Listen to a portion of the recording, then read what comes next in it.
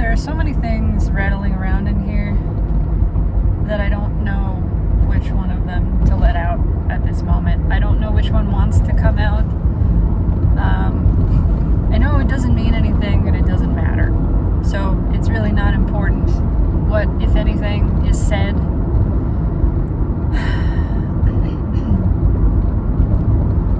I mean, it's all nonsense. It's all nonsense. But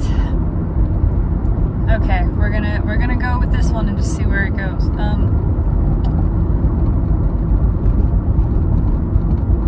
There was a comment on the video I posted last week, a few days ago. I don't remember at this point.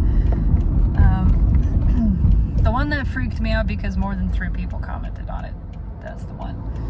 And this is not to call anybody out. I'm not trying to argue here. I appreciate the opportunity to clarify something that I perceive. And so the comment is that to ask love to be unconditional is putting a condition upon it. And I see the point. I see what you mean. Asking love to be something, right? That is the creation of a condition. But it just immediately clarified further in me that that's not love. And I am guilty of using the phrase conditional love. I used it in the title of that video, and that's something that I would like to admit to and to practice getting away from, because there is no such thing. There is no such thing. If it is love, it's unconditional. If it's love, it's unconditioned. What we call love, and therefore conditional love, is actually praise. It's reward.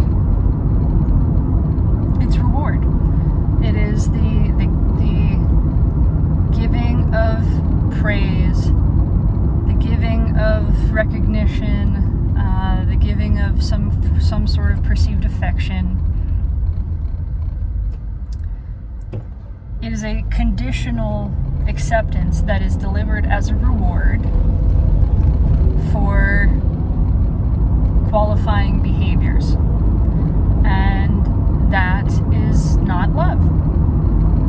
That is objectively not love. Not in any instance, not as in any circumstance. And so what we have called love, that is being practiced throughout society, in every level of our relating to one another, big and small, is just a conditioned reward response. It's positive reinforcement. It's not love. Love is witness. And it is witness that is unobstructed. It is pure witness of the being. And in the pure witness of being, where no story is told about that being, love emerges. Love arises. Love is the unstoppable emanation that comes from dwelling in the place of being which one must be in to witness it within another.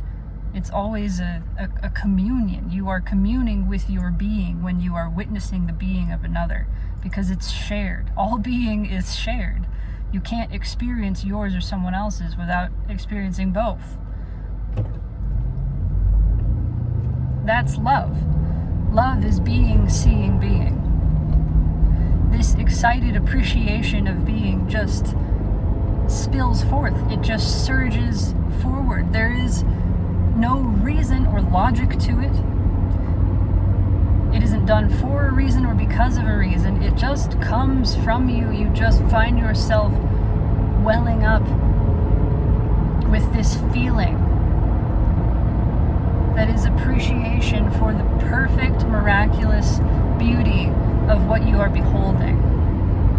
And the form is a part. The form is a part. It's not excluded from what you're beholding, but the loving really doesn't have anything to do with the form.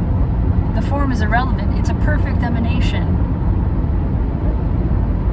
of the always perfect being that it is sprouting forth from. But it is the being that you are seeing. And in that place of pure witness where there is no judgment, there just isn't judgment. It's not a place of you stop judging. There just isn't judgment there because you are seeing clearly. And there is no judgment in the truth, in the essential layer of reality, of existence that you're perceiving.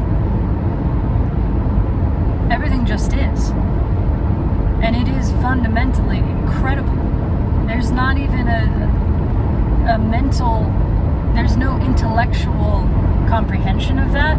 It's just known. You are directly experiencing it and you know it, and it's so obvious, and you could never explain it to someone else. But there it is. Clear as anything could be. That's love. That's love. And if it hasn't been contacted within, if you have never experienced someone else looking at you as pure being and loving you that way that is selfish, because loving can never be of just one. Loving encompasses all. If I am loving, I am included in the loving, right? I'm not just loving you. I'm loving being. I'm loving being with you, and that being is being with all. It's utterly connected.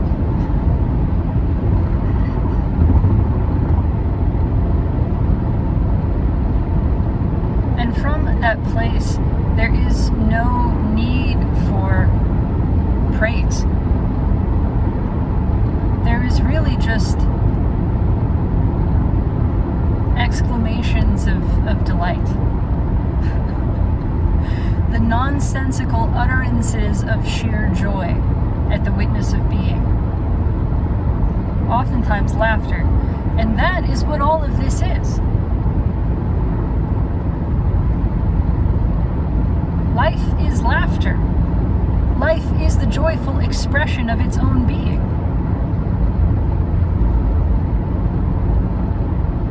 It has no meaning beyond that. It has no purpose beyond that. And so these ways that we praise form and we call it love, it's all manufactured. It is a praising of purpose. It is a praising of meaning. And then what we decide is valuable. What we decide is likable. Liking and loving are not at all the same thing, by the way.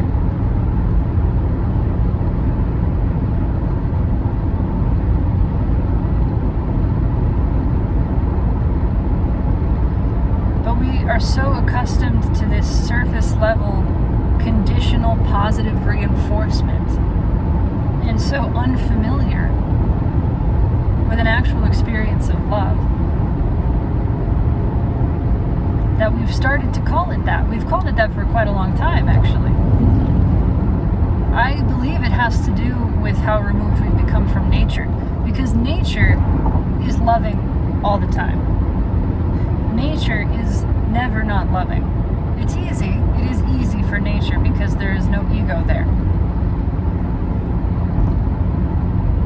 And I'm not railing against ego. Ego itself is a natural development and is perfectly lovable in the pure witness of it existing. But nature is never confused. Nature is never perceiving through a dirty lens, as might be expressed in Buddhism. Nature is seeing clearly.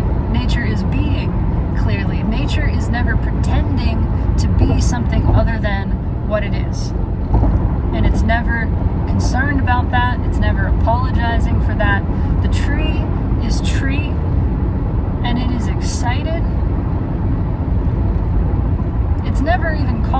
yourself tree. It's okay to have that word, to point at this thing. It's kind of an inescapable necessity of existence on this planet. If we're going to start talking about what's here, we need words, we need sounds. But the words are just pointers, right? The tree is not actually tree. That is just a sound. That is just a word that we made up that doesn't mean anything. I might as well call it squiggy. I might as well call it Fuba McGee. It's the same damn thing. Just because you happen to know what I'm talking about when I say tree doesn't mean that that's what it is. And it doesn't mean that you're experiencing it. And actually, in order to experience it, we have to realize the absurdity and the meaninglessness of that word. We might be better off calling it something totally made up in that moment. Recognizing, honoring, this has no name. This is that which cannot be named. I cannot define this. I cannot describe it to you. All I can do is stand here and point at it. And in my pointing, hope that you also see it as I am seeing it and experience it directly. Experience that this is the laughter of God. This is an exuberant exclamation of the joy of being. Purposeless, meaningless, nonsensical. There is not sense to be made of this. This simply is, and how good it is to be as it is.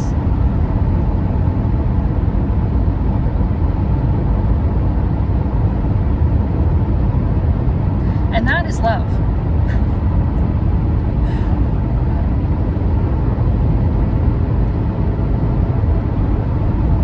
Joyfully expressing, allowing the eruption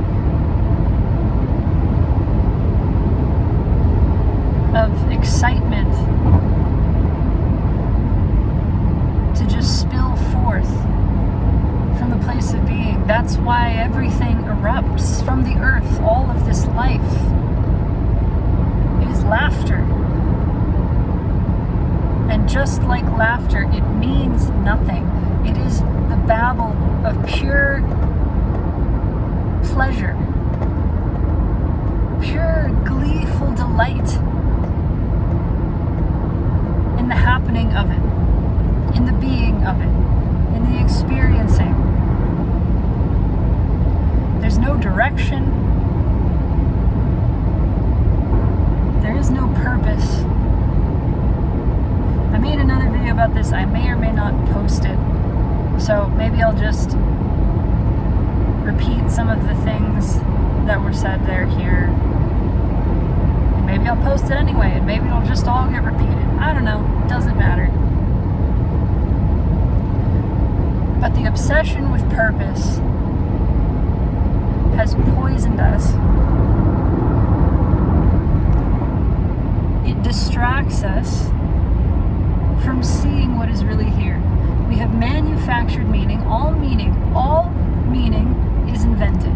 All of it. Examine it, please. As Krishnamurti would say, inquire. Inquire. Examine it for yourself. Can you find a meaning that hasn't been made up? If you can, please let me know. Please, I would love to see that.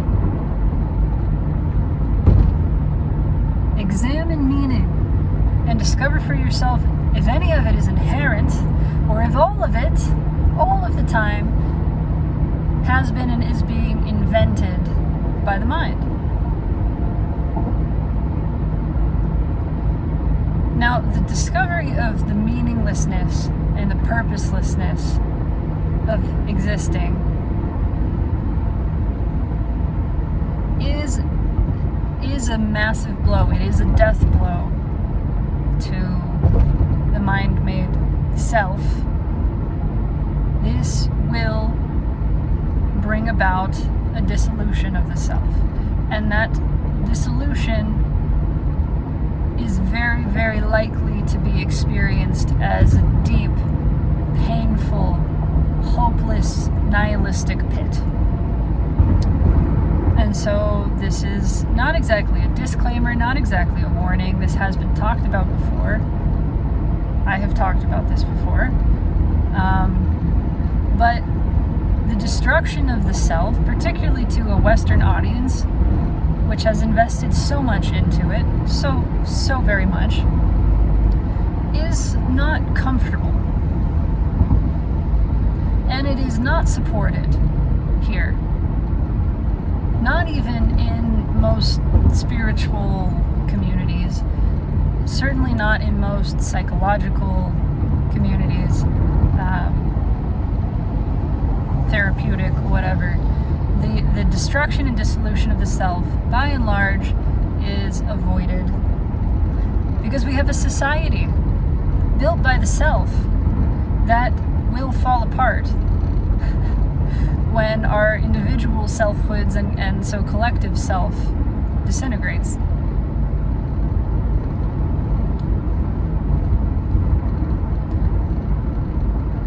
So there is not a lot of support for this.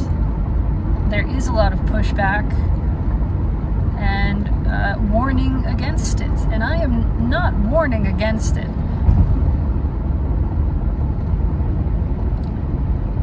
But I do think it is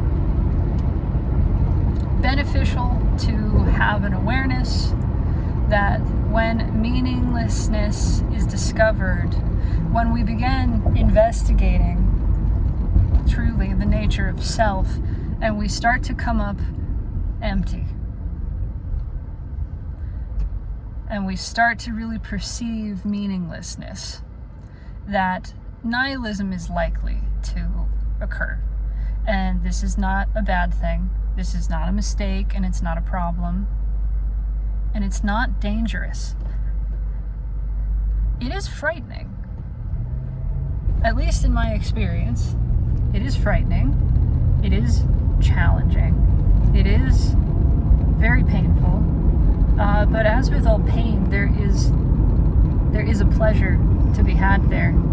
And the more that it's experienced, the more that pleasure is acknowledged. And it doesn't cover up the pain. It doesn't change the pain. But there's something almost like pushing on a bruise that just says keep going. It just, when I start to acknowledge that there's something in this I'm enjoying, and I let go of the shame around that, and I just let myself enjoy it and be drawn into this, because I'm realizing this, what I am moving into here is not a moving away from fear. Something about going into the fear and into the pain and into the despair and the hopelessness actually feels good. And I recognize that, I begin to see how many actions are taken in an attempt to escape fear, to escape pain. And suddenly, I can't do those things anymore. Suddenly, trying to do those things is nauseating, actually. Makes me feel sick, makes me feel angry. Suddenly, trying to do the things that I have done to escape fear and escape pain and escape depression and escape hopelessness, suddenly that makes me angry. Actually, I want to be here. And the more that I admit that to myself, the stronger I feel standing, surrounded by all of it in this pit, right? And I'm reminding myself again and again that nothing special is happening here. This is just a choice that I am making for experience. And it is not a wrong choice. It is not a bad choice. It is my choice. And it is a choice that I am making and consciously acknowledging to myself out of desire, out of curiosity, perhaps more than anything else. I just start to get really curious. If I have been driven all of my life away from fear and pain and depression and hopelessness, then what happens when I go into it? What happens if I'm simply not motivated to run from it by running from it, and instead I let it happen? What are you doing, guy? I don't have a stop sign here, dude.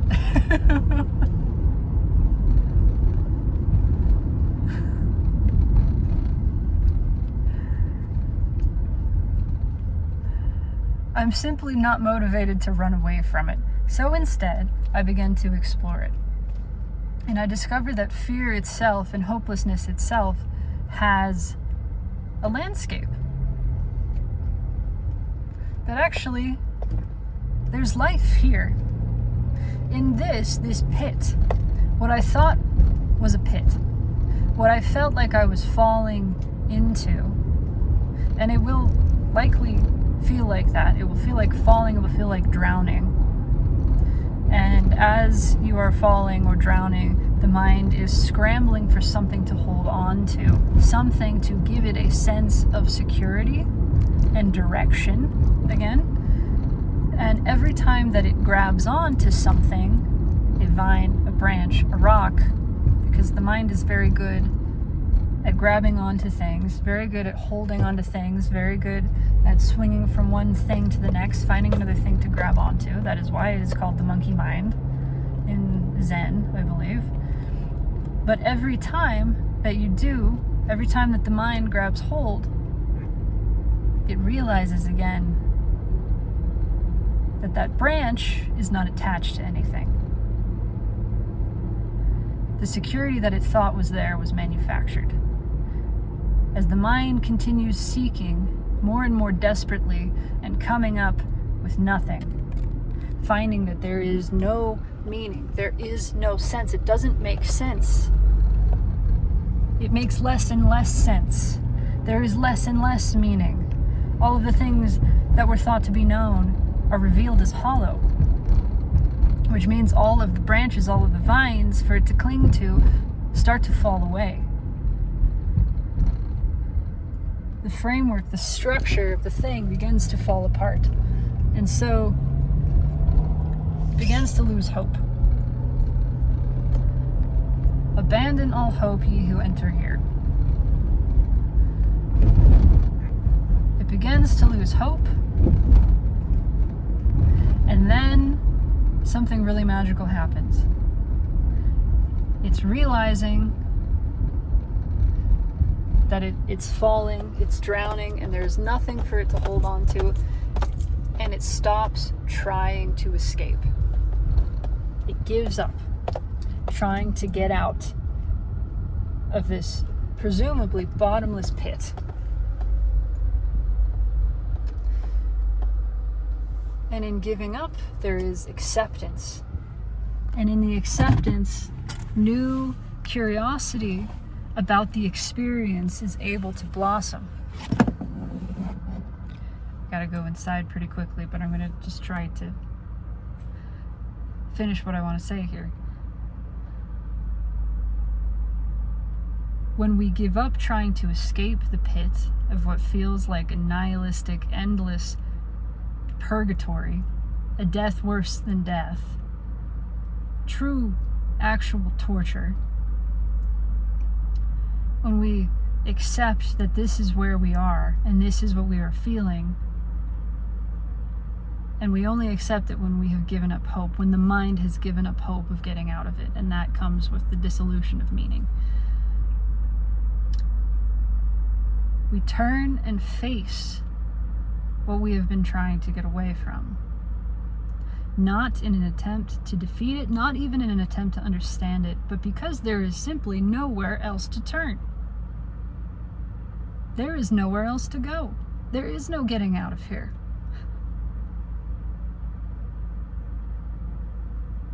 And in the release of that surrender and discovering that, well, I haven't been annihilated yet, I'm simply here, we start to notice things. The sensation of falling, we start to get curious about what's actually happening in this moment, not the story of what's happening. But what can I feel? If nothing can be known, if all of the meaning is invented, nothing can be made sense of, what am I feeling right now? Well, there's a feeling of falling, but what is falling? Because this space also seems to be directionless. Really, I'm realizing in the absence of direction, there is no down. So am I falling or am I moving? I feel this sensation that is like being thrust at a great speed. But what even is that? Because again, there is no direction, there's no space here in the three-dimensional sense. What I feel is almost the sensation of air blowing over me, like rushing past me. So then, am I moving? Or am I actually still and everything is moving around me? And if I'm not moving and I'm not moving down, but things are flowing over me, what is the difference between that and flying, for example? What is the difference between flying and falling? Especially in absence of spatial direction, in absence of gravity. If falling is just something that comes to an end, an experience of flying that is perceived to have an inevitable conclusion,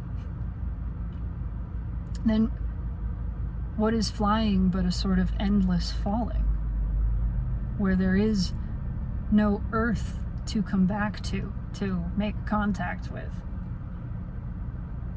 There is no end to this. And if that is the case too, then what is flying? Am I really moving through space, or is space moving around me? What does that mean? It doesn't mean anything. What if I stop trying to understand it and I just experience this? And then I realize I've perceived this place, this pit, as very dark, right? It felt like a blackness, like a cavern where there was no light. But I'm realizing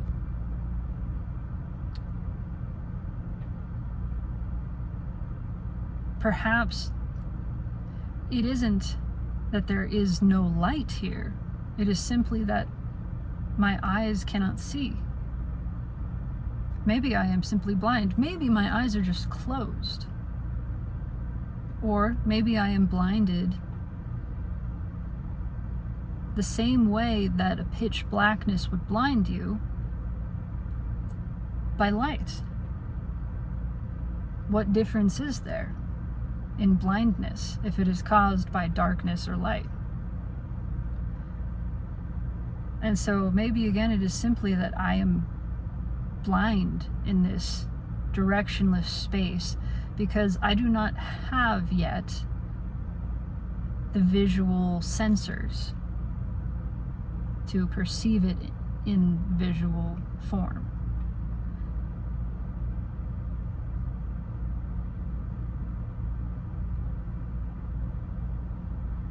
So now I'm becoming curious. I'm becoming more and more curious about exploring this dimensionless, directionless, endless space that I cannot use the senses or the methods of orientation to which I am accustomed to navigate. But the more I am doing this also, the more comfortable I am with this feeling of not knowing where I'm going, and the more I am able to let go of some perceived importance in knowing a direction.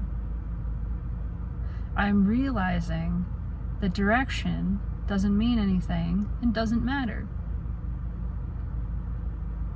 Because like all meaning, it has been revealed to be hollow, an illusion, and ultimately unimportant, not relevant to my experience, to my exploration.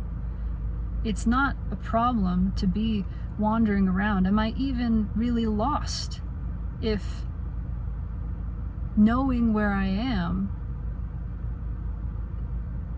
is utterly meaningless and irrelevant and not possible? If it's not possible to know where I am, then how could I be lost and how could it matter? If I just give up pretending that I need to know where I am, if I accept that that isn't possible and that it doesn't matter, then suddenly just wandering around this space isn't so scary. The fear is replaced by excitement, curiosity. And in this space, pure love begins to bloom.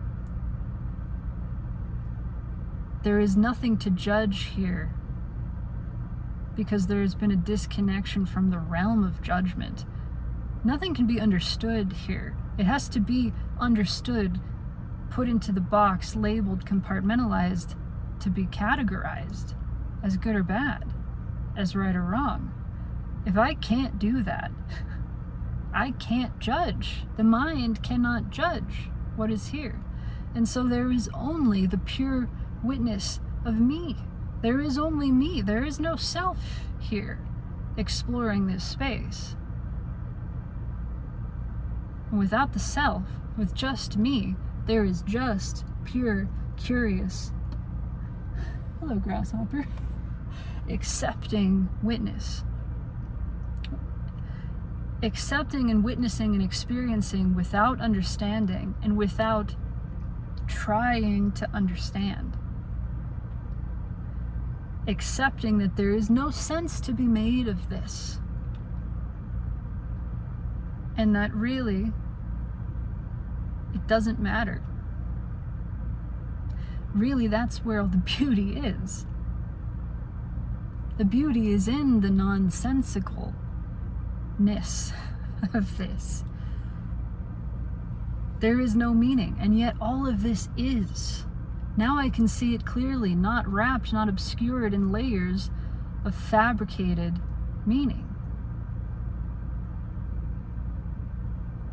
And now this void, which once seemed empty and perilous and torturous, is teeming with a kind of alien life that I cannot begin to explain.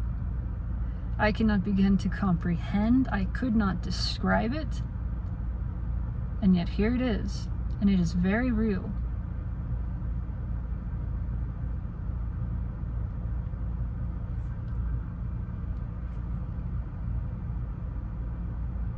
There is no need to be afraid of nihilism. There is no need to be afraid of meaninglessness.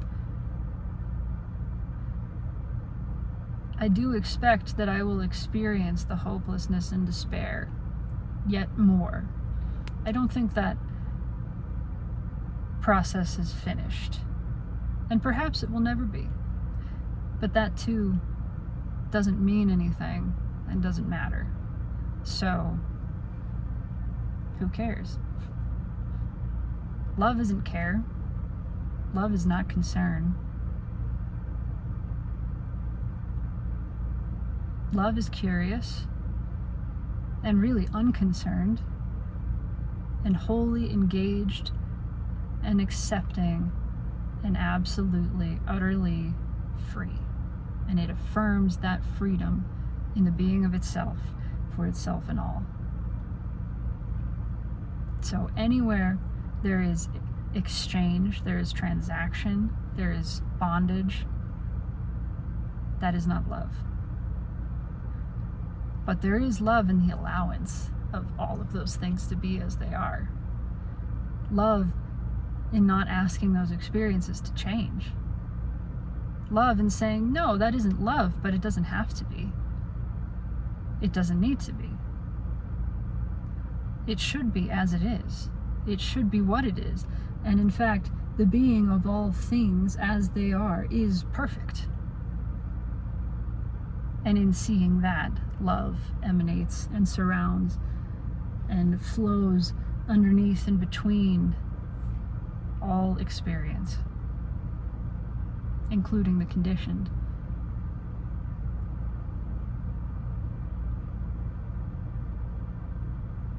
Love loves condition. It just doesn't confuse it for love. Love loves condition. It just doesn't confuse it for life, for the being that is beneath, from which all of this is sprouting. And it knows all the time that none of the condition means anything. It doesn't mean anything. It doesn't matter. It is just joyful experience. It is as meaningless and immaterial as laughter. And that is perfect and beautiful and good in a way that is beyond good. That's all I have to say. I'm gonna go inside now. But I love you. Take it fucking easy, alright?